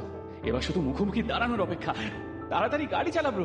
দিব্যজ্যোতি ঝড়ের গতিতে গাড়ি চালাতে শুরু করে, আর বাকিরা সময় গুনতে থাকে কখন তারা স্ত্রীকে দেখতে পাবে। কৃষ্ণের গাড়ি ডক্টর অমিয়ের বাড়ির সামনে থামতে গাড়ি থেকে ওরা সকলে দ্রুত বেরিয়ে আসে। কৃষ যেন আর ধৈর্য ধরতে পারছে না স্ত্রীর সাথে দেখা করার জন্য। কৃষ সবার আগে এগিয়ে যায় সামনের দিকে, কিন্তু কিছুটা গিয়েই ও বাড়ির গেটে তালা দেখে থমকে দাঁড়িয়ে যায়। ওর পিছনে বাকিরাও এসে দাঁড়ায়। মৃণালিনী অবাক হয়ে প্রশ্ন করে, কিরে, থমকে দাঁড়িয়ে গেলি কেন? মা। কৃষ তালার দিকে আঙুল দেখিয়ে বলে ওঠে, গেটের তালা ঝুলছে। তবে কি ওনারা কিছু বুঝতে পেরে স্ত্রীকে নিয়ে কোথাও চলে গেলেন? গেলেও আর কত দূর যাবেন? কঠিন স্বরে বলে ওঠে কৃষ। একবার যখন জানতে পেরেছি ঐশী আমাদের স্ত্রী, তখন পৃথিবীর যে কোনাতেই ডক্টর চক্রবর্তী ওকে লুকিয়ে রাখুক না কেন, ওকে আমি ঠিক খুঁজে বের করবই। দিব্যজ্যোতি, ডক্টর শ্রীজাতকে ফোন করো। দিব্যজ্যোতির সাথে সাথে কৃষের কথায় সম্মতি দিয়ে বলে ওঠে। এক্ষুনি করছি। সকলে কৃষকে দেখে একটু অবাক হয়। এ যেন সেই আগের কৃষ, যার চোখে সবসময় লেগে থাকতো এক অদম্য জেদ, নিজের চাওয়াটাকে যে কোনো মূল্যে পাওয়ার অঙ্গীকার। আজ যেন সবার চোখে সেই কৃষ ধরা দিয়েছে। আজ সে তার অর্ধাঙ্গিনীকে পাওয়ার জন্য গোটা দুনিয়ার সাথে লড়াই করতে প্রস্তুত। সেখানে ডক্টর অমিয় তো অনেক তুচ্ছ একজন। ডক্টর শ্রীজাতর সাথে কথা বলে দিব্যজ্যোতি উদ্বিগ্ন গলায় বলে ওঠে, আমাদের এক্ষুনি এয়ারপোর্টে যেতে হবে। ওদিক থেকে ডক্টর শ্রীজাতও আসছেন। ডক্টর শ্রীজাত নিজের সোর্সের মাধ্যমে জানতে পেরেছেন ডক্টর চক্রবর্তী ওনার ফ্যামিলি নিয়ে ইউকে যাচ্ছেন। আমাদের এক্ষুনি যেতে হবে, দেরি করলে হবে না। হ্যাঁ, ঠিক কথা। সকলে আর এক মুহূর্ত নষ্ট না করে গাড়িতে উঠতে শুরু করলো। মৃণালিনী ভয়ার্ত অথচ দৃঢ় কণ্ঠে বলল, কিন্তু ডক্টর চক্রবর্তী একদম এটা ঠিক করছেন না। ওনাকে আমাদের স্ত্রীকে আমাদের কাছে ফিরিয়ে দিতেই হবে। এরকম পাগলামি করলে কখনোই চলবে না। মৃণালিনীর কথায় বাকিরাও সম্মতি জানালো। দিব্যজ্যোতির গাড়ি শহরের ব্যস্ত রাস্তা দিয়ে ছুটে চলেছে এয়ারপোর্টের দিকে। গাড়ির মধ্যে উপস্থিত সকলের মনের মধ্যে চাপা উত্তেজনা আর অপ্রকাশিত ভয় কাজ করছে। এয়ারপোর্টের ওয়েটিং প্লেসে বসে আছে ঐশী আর ইন্দিরা। এখনো বোর্ডিং শুরু হয়নি। অমিয় গেছে ওদের জন্য কিছু খাবার আনতে, কারণ অনেকটা সকালে সকলে বেরিয়েছে আর তেমন কিছু খাওয়া হয়নি কারোরই। ইন্দিরা থমথমে মুখে চুপ করে বসে আছে। ঐশী ইন্দিরার মুখের দিকে তাকিয়ে মনে মনে কথা গুছিয়ে হঠাৎ ইন্দিরার হাতটা ধরে শান্ত গলায় বলল, আম্মা। ঐশীর এমন ডাকটা যেন ইন্দিরার বুকে লাগলো। এক মন উথাল পাথাল করা অনুভূতি কাজ করে ওই একটা শব্দের মধ্যে। ইন্দিরার মনে শঙ্কা জাগে, যদি আর কোনোদিন এই শব্দটা ও ঐশীর মুখ থেকে আর শুনতে না পায়, তখন কি হবে? ঐশী পুনরায় একইভাবে বলে, আম্মা, আমি আজ সকাল থেকে দেখছি তোমার আর নান্নার মধ্যে একটা চাপা উত্তেজনা কাজ করছে। হঠাৎ আমাকে না জানিয়ে তোমরা ইউকে যাওয়ার কথা ভেবে নিলে, আর জানালে যাওয়ার আগের মুহূর্তে। তবে কি কিছু হয়েছে তোমাদের? কোনো কি প্রবলেম হয়েছে? কি হয়েছে তোমাদের? আমাকে বলা যায় না? ইন্দিরা ঐশীর কথায় ভিতর থেকে দুমড়ে মুচড়ে যেতে থাকে। ওর একটা মন বারবার বলছে ওরা ভুল করছে, কিন্তু অন্য মন বলছে এটা ছাড়া আর তো কোনো উপায় নেই ওদের কাছে। ইন্দিরা মনের সাথে অনেক যুদ্ধ করে অনেকটা সাহস সঞ্চয় করে ঐশীর হাতের ওপর অন্য হাত রেখে হেসে বলে, তেমন কিছু না রে মা। আসলে তোর নান্নার আমাদের নিয়ে একটু বেড়াতে যেতে ইচ্ছে করছিল, তাই সারপ্রাইজ দিল। ঐশীর যেন কথাটা বিশ্বাস হয় না। ও পুনরায় বলে, তাই বলে একদিনের মধ্যে এত কিছু ঠিক হয়ে গেল? ইন্দিরা এমনিতেই নিজের সাথে যুদ্ধে ক্ষতবিক্ষত ছিল, আর তার উপর ঐশীর এত প্রশ্নবাণে ওর মেজাজ খারাপ হয়ে যায়। আর ঐশীর হাতের থেকে নিজের হাত সরিয়ে নিয়ে একরাশ বিরক্তি মুখে ফুটিয়ে ঝাঁঝিয়ে বলে, একটা সহজ জিনিস নিয়ে তখন থেকে কেন এত প্রশ্ন করছিস বলতো? সহজ জিনিসটা সহজভাবে নে না। তোর নান্নার ইচ্ছা হয়েছে তাই আমরা যাচ্ছি, ব্যাস। ঐশী ইন্দিরার এমন ব্যবহারে বেশ আহত হয়। আমি তো এমনি জিজ্ঞাসা করলাম, তুমি এভাবে রিয়াক্ট কেন করছো? ইন্দিরা কড়া গলায় বলে, আর একটাও প্রশ্ন না করে চুপ করে বসো। আর কিছুক্ষণের মধ্যে একটা লং জার্নি আমরা শুরু করতে চলেছি, তার প্রিপারেশন নাও। ঐশী আর কিছু না বলে মুখ কালো করে বসে থাকে। ইতিমধ্যে আমিও ওদের জন্য খাবার এনে ওদের দিকে এগিয়ে দেয়। বোর্ডিং শুরু হতে চলেছে, আমি বোর্ডিং পাসটা কালেক্ট করতে গেলাম বলে আমিও সামনের দিকে এগিয়ে যাই। ঐশীও মন খারাপ নিয়ে ওর আম্মার সাথে আর কোনো কথা না বলে অমিয়র পিছন পিছন এগিয়ে যায়। ঐশী চলে যেতে ইন্দিরা মাথায় হাত দিয়ে বসে পড়ে আর নীরবে চোখের জল ফেলতে ফেলতে বলে, কিভাবে বোঝাই তোকে ঐশী, আমি কোন সিচুয়েশনের মধ্যে আছি। কৃষ্ণের গাড়ি এয়ারপোর্টের প্রায় কাছেই চলে এসেছে। তখনই ফোন করে ডক্টর শ্রীজাত। দিব্যজ্যোতি ফোনটা রিসিভ করে লাউড স্পিকারে দিতে সকলে শুনতে পায় ডক্টর শ্রীজাত বলছেন, আমি সব ব্যবস্থা করে ফেলেছি আপনাদের এয়ারপোর্টের ভিতরে যাওয়ার। আপনারা যত তাড়াতাড়ি সম্ভব এখানে পৌঁছন, কারণ আর কিছুক্ষণের মধ্যে ফ্লাইট ভারতের মাটি ছাড়লো বলে বোর্ডিং পাস দেওয়া শুরু হয়ে গেছে। দিব্যজ্যোতি উত্তেজিত গলায় বলে ওঠে। আর 10 মিনিটের মধ্যেই আমরা ওখানে পৌঁছচ্ছি। ওকে ডক্টর চ্যাটার্জি। শ্রীজাত ফোনটা কেটে দিতে কৃষ দিব্যজ্যোতিকে বলে, যত তাড়াতাড়ি পারো আমাদের এয়ারপোর্টে পৌঁছে দাও প্লিজ। দিব্যজ্যোতি মাথা নেড়ে হ্যাঁ বলে। ওর চোখ রাস্তায় স্থির। হঠাৎ সামনের মোড়টা ঘুরতে ওরা দেখে সামনে একটা বড় জ্যাম। দিব্যজ্যোতি গাড়ির গতি কমিয়ে ব্রেক কষে। কিয়ারা উদ্বিগ্ন চোখে সামনের দিকে তাকিয়ে বলে, এটা কি হলো? এবার আমরা এয়ারপোর্টে পৌঁছবো কিভাবে? ক্রিস গাড়ির দরজা খুলে কাউকে কিছু না বলে বাইরে বেরিয়ে পড়ে। মৃণালিনী ক্রিসকে ডাকে, ক্রিস কোথায় যাচ্ছিস? ক্রিস কোনো কথার উত্তর দেয় না। বাকিরা গাড়িতে অপেক্ষা করতে থাকে। কিছুক্ষণের মধ্যে কৃষ ফিরে এসে চিন্তিত গলায় বলে, সামনে একটা বড় অ্যাক্সিডেন্ট হয়েছে, কখন জ্যাম ছাড়বে তার কোনো ঠিক নেই। আমি সামনে গিয়ে দেখি কোনো যানবাহন পাওয়া যায় কিনা এয়ারপোর্টে পৌঁছানোর জন্য। সে কি? মৃণালিনী ক্রিসের হাতটা ধরল। শোন ক্রিস, তবুও তুই স্ত্রীকে নিয়েই কিন্তু ফিরিস। তাই ফিরবো মা, তাই ফিরবো। কৃষ ওর মায়ের হাতে আশ্বাসের হাত রাখে। এখন আমি আসছি বলে কৃষ জ্যামের মধ্যে দিয়ে দৌড়াতে থাকে। আর অন্যদিকে অমিয়রা বোর্ডিং পাস পেয়ে যায়। এবার শুধু ফ্লাইট ধরে উড়ে যাওয়ার অপেক্ষা। এয়ারপোর্টের সামনে কৃষ একজনের বাইক থেকে নেমে বলে ওঠে, thank you so much. I can't explain how much you have helped me. অসংখ্য ধন্যবাদ আপনাকে। আমি আপনাকে বলে বোঝাতে পারবো না আপনি কত বড় সাহায্য করলেন আমার। ভদ্রলোক মৃদু হেসে বললেন, No, no, there is nothing to thank for. It's my duty as a human being to help others in distress. না না, এতে ধন্যবাদ দেওয়ার কিছু নেই। এটা তো আমার মানুষ হিসেবে দায়িত্ব অন্যের বিপদে সাহায্য করা। কৃষ হাসি মুখে রহিমকে জড়িয়ে ধরে বলে ওঠে, See you later. Bye. রহিম কৃষের পিঠ চাপড়ে বলে, Goodbye, goodbye. কৃষ উদ্ভ্রান্তের মতো ছুটতে শুরু করে এয়ারপোর্টের দিকে। আসলে আসার সময় ক্রিস কোনো যানবাহনই পাচ্ছিল না। তখনই ক্রিস হতাশ হয়ে মাটিতে বসে পড়ে এবং তখনই একটা হাত এসে পড়ে ক্রিসের কাঁধে। ক্রিস পিছনে ফিরতে দেখে একজন ভদ্রলোক, গায়ে সাদা পাজামা পাঞ্জাবি আর মাথায় টুপি। ক্রিস উঠে দাঁড়ায়। ভদ্রলোক ক্রিসকে জিজ্ঞাসা করে ওর কি হয়েছে। ক্রিস যতটুকু বলা যায় ওনাকে বলেন। তখন উনি কোনো কথা চিন্তা ভাবনা না করে ক্রিসকে লিফট দিতে রাজি হয়ে যান এবং ক্রিসকে পৌঁছে দেন এয়ারপোর্টে। প্রথম গেট দিয়ে যেতেই কৃষের দেখা হয় ডক্টর শ্রীজাতর সাথে। ডক্টর শ্রীজাত রীতিমতো টেনশনে ঘেমে গেছেন। এখনো ওরা কেউ আসছে না দেখে কৃষ ছুটতে ছুটতে শ্রীজাতর সামনে দাঁড়িয়ে হাঁপাতে থাকে। শ্রীজাত ভীষণ উত্তেজিত কণ্ঠে জিজ্ঞেস করে, কোথায় ছিলে তোমরা? কখন থেকে আমি অপেক্ষা করছি। কৃষ একটু নিজেকে সামলে নিয়ে বলে ওঠে, অনেক প্রবলেম কাটিয়ে এখানে আসতে পেরেছি।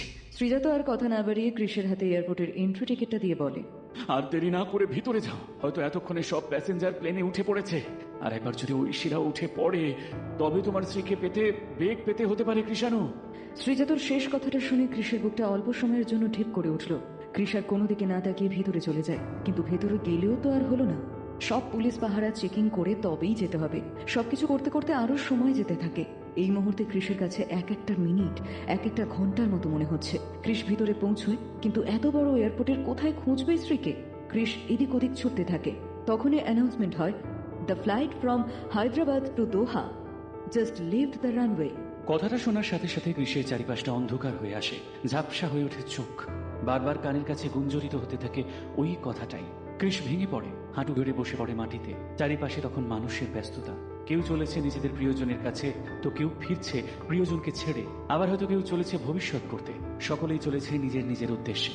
কিন্তু এই সকলের মাঝে উদ্দেশ্যহীন এবং হেরে যাওয়া একটাই মানুষ, আর সেটা হলো কৃষ। পুলিশের তৎপরতায় বাইপাস দিয়ে পুরো জ্যামটা কাটিয়ে দেওয়া হয়। আর তাই দিব্যজ্যোতিরা 40 মিনিটের মধ্যে পৌঁছে যায় এয়ারপোর্টে। গাড়ি থেকে নেমে সকলে সামনের দিকে এগিয়ে যায়। ডক্টর শ্রীজাত এখনো বাইরে দাঁড়িয়ে আছেন। দিব্যজ্যোতি জিজ্ঞেস করে, পাওয়া গেছে স্ত্রীকে? শ্রীজাত চিন্তিত গলায় বলে ওঠে, জানি না, কৃষাণু তো এখনো বাইরে আসেনি। সকলে চিন্তিত মুখে দাঁড়িয়ে থাকে। দৈপায়ন নিজের পকেট থেকে ফোনটা বের করে কৃষকে ফোন করে, কিন্তু ফোনটা বারবার রিং হলেও কৃষ রিসিভ করে না। সকলের এবার চিন্তাটা আরো বেড়ে যায়। সময় যেতে থাকে 1 মিনিট 2 মিনিট করে। দেখতে দেখতে 20 মিনিট কেটে যায়। সকলের বুক ঢিপ ঢিপ করতে থাকে। সকলে যখন একদম মুষড়ে পড়েছে, হঠাৎ কিয়ারা উত্তেজিত গলায় চেঁচিয়ে ওঠে, ওই তো দাদা ভাই আসছে। সকলে উৎসুক চোখের সামনে তাকায়। মৃণালিনী একরাশ নিরাশা নিয়ে বলে, কিন্তু কৃষের সাথে স্ত্রী কোথায়? সকলে একে অপরের চোখের দিকে চায়। কৃষের শুকনো মুখ দেখে সবার মনের আশা ভেঙে চুরমার হয়ে যায়। ক্রমশ কৃষ এগিয়ে আসে ওদের দিকে। কৃষ সামনে আসতে মৃণালিনী ওর 2 বাহু ধরে বলে, শ্রী কোথায় কৃষ? কিরে, তুই যে বললি স্ত্রীকে না নিয়ে তুই ফিরবি না, তবে তুই একা কেন? স্ত্রী কোথায়? মৃণালিনী চিৎকার করে ওঠে। কৃষ চোখ নিচু করে পরাজিত কণ্ঠে বলে, আমি পারিনি মা, কথা রাখতে আমি পারিনি। আমি স্ত্রীকে হারিয়ে ফেলেছি। মৃণালিনী কৃষকে জড়িয়ে ধরে কাঁদতে শুরু করে।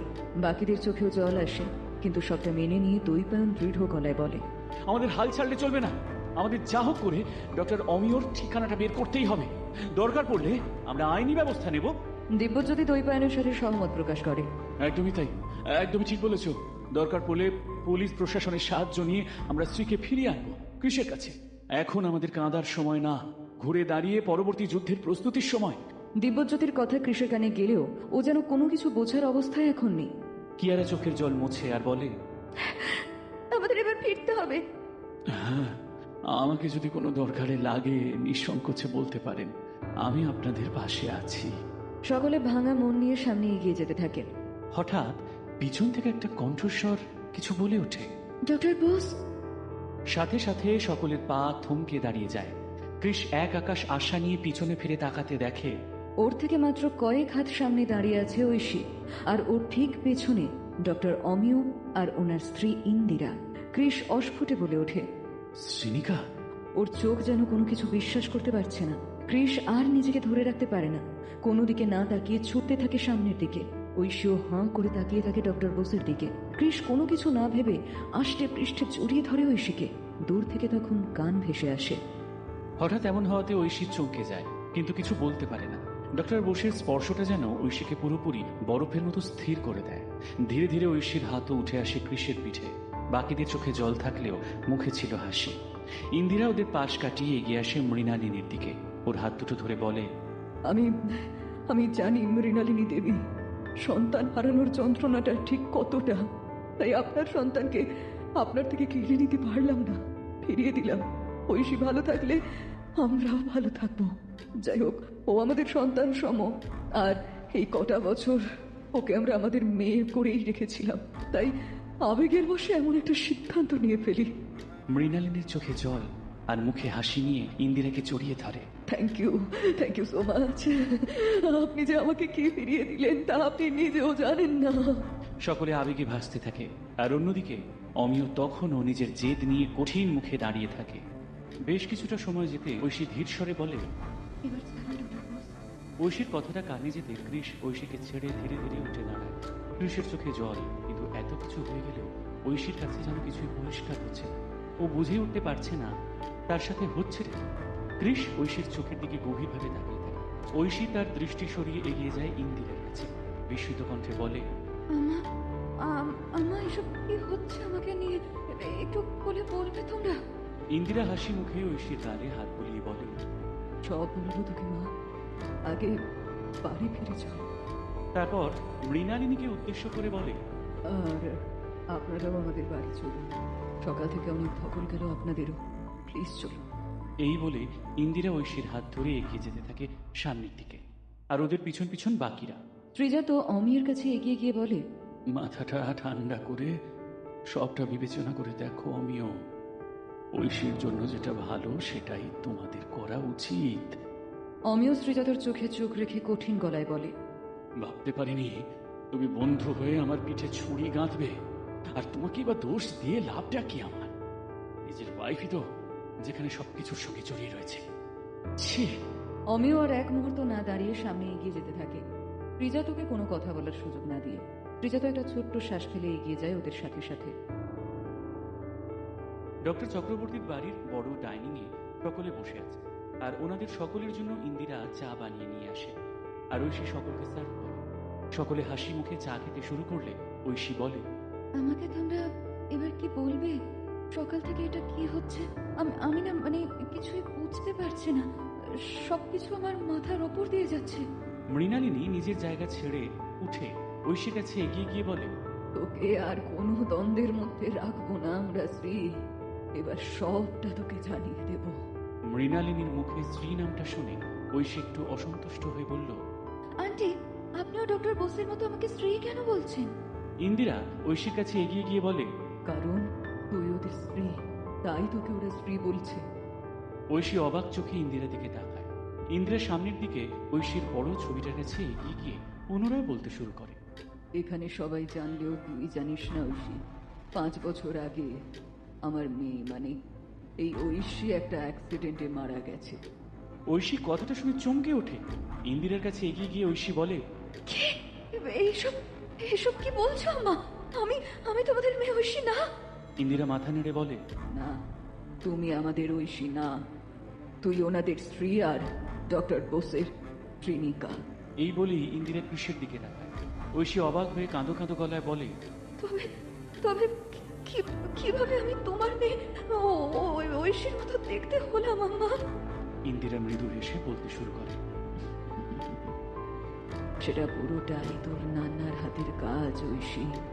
5 বছর আগে ইউকেতে ডাক্তারি পড়তে গিয়ে ঐশীর একটা গুরুতর অ্যাক্সিডেন্ট হয়, আর সেই অ্যাক্সিডেন্টে আমি আর অমিয় আমাদের একমাত্র মেয়ে ঐশীকে হারাই। ওকে হারিয়ে আমরা একরকম নিঃস্ব হয়ে যাই। দিনের পর দিন আমাদের জীবনটা শুধু সময়ের নিয়মে কেটে চলেছিল। না ছিল আনন্দ আর না ছিল সুখ।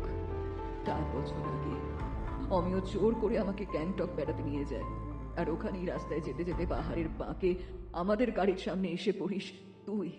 তোর অবস্থা ভীষণ শোচনীয় ছিল, বাঁচার আশা ছিল না বললেই চলে। কথাগুলো বলতে বলতে ইন্দিরার চোখের সামনে পুরনো স্মৃতিগুলো স্পষ্ট হয়ে উঠছিল। ঐশী অবাক বিস্মিত গলায় বলে, তারপর ইন্দিরা পুনরায় বলতে শুরু করে, তারপর তোকে আমরা স্থানীয় হসপিটালে নিয়ে যাই। তোর ট্রিটমেন্ট চলতে থাকে। অত উঁচু থেকে পড়ে যাওয়ার কারণে তোর মুখটা ক্ষত বিক্ষত হয়ে গিয়েছিল, তোকে চেনা যাচ্ছিল না। আমরা যে কোনোভাবে তোর বাড়ির লোকের সাথে যোগাযোগ করবো বা সোশ্যাল মিডিয়ার মাধ্যমে তোর ছবি পোস্ট করে তোর বাড়ির লোকের কাছে ফিরিয়ে দেব, সেটা অসম্ভব হয়ে গিয়েছিল। আমি আর অমিয় ঠিক করি তোকে যা হোক করে বাঁচাতেই হবে, কারণ আমাদের মেয়েকে তো আমরা হারিয়েছি। এখন চোখের সামনে আমাদের মেয়ের বয়সে আর একটা মেয়েকে মারা যেতে দেখতে আমরা পারবো না। দিনের পর দিন, মাসের পর মাস, দেখতে দেখতে 1 বছর কেটে যায়। তারপর ধীরে ধীরে তুই সুস্থ হয়ে উঠিস।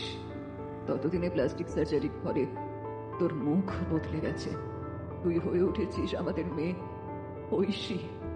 আমরা ভেবেছিলাম তোর বাড়ির লোকের সাথে যোগাযোগ করব, তুই একটু সুস্থ হয়ে উঠলে, কিন্তু সেটা সম্ভব হলো না।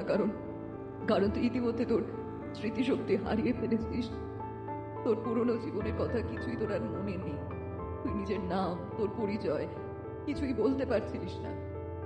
সেই দিন থেকে আমি আর একটু একটু করে তোকে আমাদের মেয়ে ঐশীতে পরিণত করি। সবটা শুনে ঐশীর যেন কোনো সিনেমার গল্পের চেয়ে কম মনে হয় না। ওর অতীত বর্তমান সবটা যেন কেমন তালগোল পাকিয়ে যেতে থাকে। ঐশী আগের কোনো কিছুই মনে করতে পারে। সবটা শুনে ঐশী ভীষণ ভেঙে পড়ে। ওর বড্ড নিজেকে অসহায় মনে হয়। ইন্দিরা ঐশীর ব্যাপারটা বুঝতে পেরে ওর কাছে এগিয়ে গিয়ে বলে, তুই কিছু চিন্তা করিস না ঐশী, ওনারা ভীষণ ভালো মানুষ, তোকে আগলে রাখবেন রে। ওনারা সকলেই তোর নিজের লোক। ঐশী ভীত সন্ত্রস্ত চোখে সকলের দিকে তাকায়। ও যেন কিছুতেই এসব বিশ্বাস করতে পারছে না। ঐশী হাউমাউ করে কাঁদতে শুরু করে দেয়। ইন্দিরার হাত দুটো ধরে বলে, আমি এদের চিনি না। আমি তোমাকে আর নান্নাকে ছেড়ে কোথাও যাব না। নান্না। এই বলে ঐশী ছুটে যায় অমিয়র কাছে। ঐশী অমিয়র কাছে আকুতি করে বলে, নান্না, আমি তোমাদের ছেড়ে কোথাও যাব না। নান্না, আমি তো ওদের চিনি না। বলো, আমি স্ত্রী না, আমি ঐশী। আমি ঐশী চক্রবর্তী। শুনতে পেয়েছেন আপনারা? আমি ঐশী চক্রবর্তী। চিৎকার করতে থাকে ঐশী। হঠাৎ ঐশী যে এমন করবে সেটা কেউ ভাবতেই পারেনি।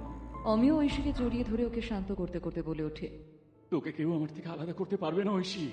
তুই আমাদের মেয়ে, তুই যেটা চাইবি সেটাই হবে। অমিয় রুক্ষ দৃষ্টিতে সকলের দিকে তাকায়। আপনারা শুনতে পেয়েছেন ঐশী কি বলল? আশা করি আপনাদের আর কিছু বলতে হবে না। দয়া করে আপনারা আমার বাড়ি থেকে যান। সকলে স্তম্ভিত হয়ে যায়, কি করবে সেটাই বুঝতে পারে না। ত্রিজা তো ঐশীর এই অবস্থা দেখে সকলের উদ্দেশ্যে বলে, ঐশীর সবটা মেনে নিতে একটু সময় লাগবে। আপনারা প্লিজ ওকে একটু সময় দিন। এখন সকলে এখান থেকে চলুন। মৃণালিনী আপত্তি করতে গেলে কৃষ ওকে বাধা দিয়ে বলে ওঠে, এখান থেকে চলো মা। মৃণালিনী কৃষের কথায় অবাক হয়ে যায়। কৃষ আর এক মুহূর্ত অপেক্ষা না করে মৃণালিনীর হাত ধরে বেরিয়ে যেতে শুরু করে, আর ওদের পিছু পিছু বাকিরাও। ঐশী এখন অমিয়কে জড়িয়ে ধরে কাঁপছে। ইন্দিরা ওর গায়ে হাত দিতে গেলে অমিয় হাতের থাবা দেখিয়ে ইন্দিরাকে থামিয়ে দিয়ে ঐশীকে নরম সুরে বলে, ঘরে চলো এখন, ওরা সকলে চলে গেছে।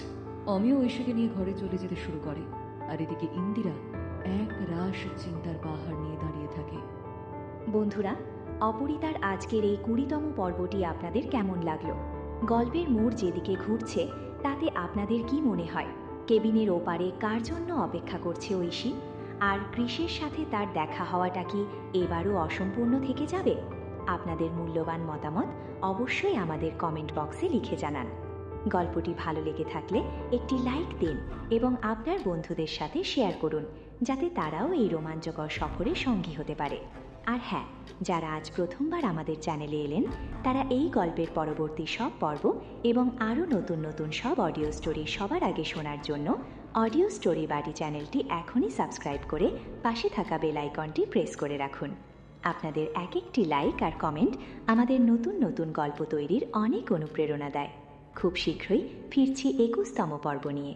ততক্ষণ পর্যন্ত সবাই ভালো থাকুন, সুস্থ থাকুন আর শুনতে থাকুন আমাদের অডিও স্টোরি। ধন্যবাদ, নমস্কার।